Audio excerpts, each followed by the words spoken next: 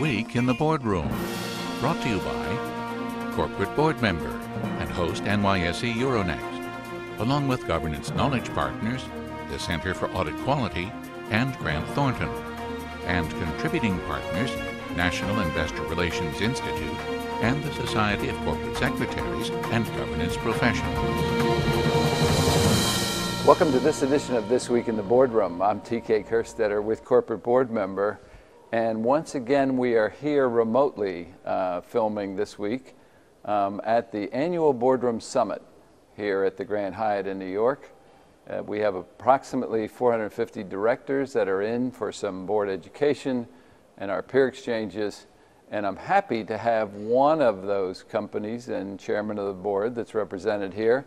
And I'd like to welcome Bob DeValentino, who's the chairman of the board of WVT Communications Group. And Bob, welcome. Well, thank you. It's good to be here, TK.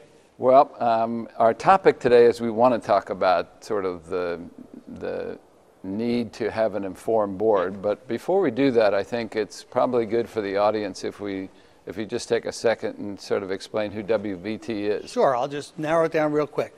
We're a unified communications provider based in Warwick, New York, which is about an hour north of New York City, and also Philadelphia. Originally, we were an ILEC, but now we've gone onto the cloud, you might say. So in a short speed, that's exactly what we do. See, that cloud just keeps coming in. It keeps growing, days, doesn't it? It does.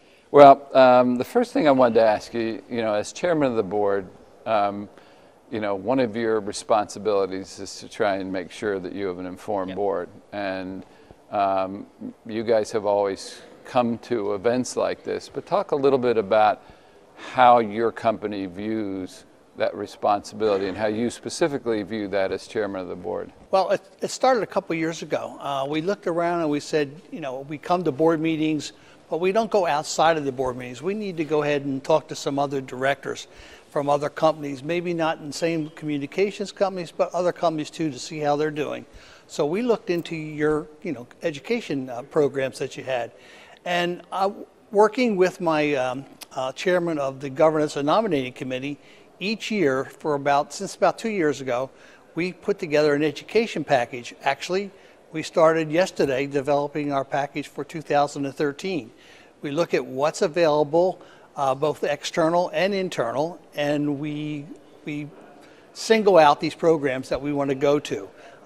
So we look for the interaction with the other directors that we do. We feel that that is a great value to us to go ahead and listen to people from other corporations and see what they're doing, and see if we can learn from what they have, or we can share with them what we're doing. So again, each year we put together a education package for our directors. Also, we do an internal education because we're a technology company. Sometimes that's not available to us outside, and we're pretty good on the inside. So we go ahead and provide some of the technical education for our directors so they understand what the cloud communications really is. Well, there's no question that some GCs and some corporate secretaries do a wonderful job of internal education. Yes. And I think that's where education has to start. But to your point, the only thing that you can't do internally is you can't do any kind of peer interaction. You are 100% right. So talk about what your directors come back with you. What makes that interaction so valuable? What we do is after we go to a seminar like this, we come back and we kind of review it. And what we do is we find out what other companies are doing. And it kind of affirms some of the things that we're doing right. And we go, yeah, we're doing that and we're doing it correctly. Or, you know what? We need to try this. We're not doing this. And you can't get that from an internal, or you can't get that from a book. You've got to go to events like you guys held down here and sit in small groups like I just came from, and sit there with 2 other directors and talk about things like security in the media and dealing with shareholders and whatnot. We all say 100% when we come back is that the best thing that we get from these education seminars is the interaction with our other directors. What else, when you come to something like, for example, here we are sitting at the summit, when you come to the summit, other than the personal interaction, what else do you take home with you traditionally each year that you say this is equally valuable of us spending the time? Oh, just listening to your speakers today on the compensation for CEOs, for succession planning. We picked that up in, I think about 2 years ago. We're going, you know what, we need to take a look at our succession planning. You had some speakers on there, we're talking about that. We all kind of looked at each other and said, you know what, we're kind of weak in that area.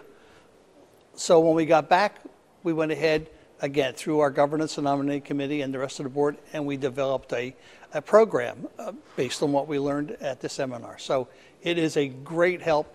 It affirms some things that you are doing right. It also says you guys need to do some things to go ahead and maybe help bolster that thing that you want to do.